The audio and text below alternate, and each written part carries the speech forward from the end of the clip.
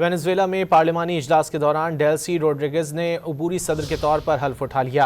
اجلاس کا آغاز معزول رہنما مادورو کی امریکی تحویل سے رہائی کے مطالبات سے ہوا۔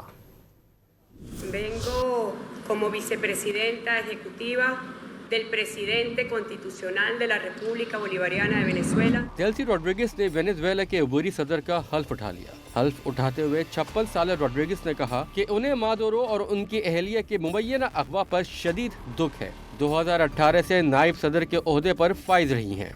Bien, hemos visto este acto de juramentación de la doctora Delcy Eloína. Venezuela کے قانون ساز جارج روڈریگز نے بھی دوبارہ قومی اسمبلی کے صدر کے طور پر حلف اٹھا لیا۔ جارج روڈریگز 2021 کے بعد ایک بار پھر اسی عہدے پر مقرر ہوئے ہیں۔ اپنے خطاب میں انہوں نے کہا کہ آنے والے دنوں میں ان کی سب سے بڑی ترجیح یہ ہوگی کہ نکولس مادورو کو واپس لایا جائے۔ نیشنل اسمبلی سے خطاب کے دوران نکولس کے بیٹے نکولس گویرا جذباتی ہو گئے۔ نکولس مادورو کے بیٹے نے کہا کہ وینزویلا محفوظ ہاتھوں میں ہے اور ملک کے مستقبل کے لیے امید اور عزم برقرار رہے گا۔ Hiciste de todos nosotros en la familia gente fuerte.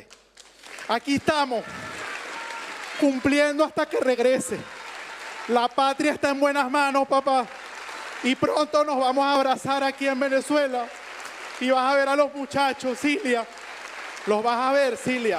دوسری جانب وینزویلا کے دارالحکومت کراکس میں گزشتہ شب ڈرونز کی پروازوں کے بعد اینٹی ایئر کرافٹ گنز نے فائرنگ شروع کر دی۔ معلوم ہوا ہے کہ ڈرون وینزویلا کا اپنا تھا، لیکن فوج نے لا علمی کے باعث اسے نشانہ بنایا۔ وائٹ ہاؤس نے بھی واضح کر دیا کہ امریکہ کا اس واقعے میں کوئی کردار نہیں۔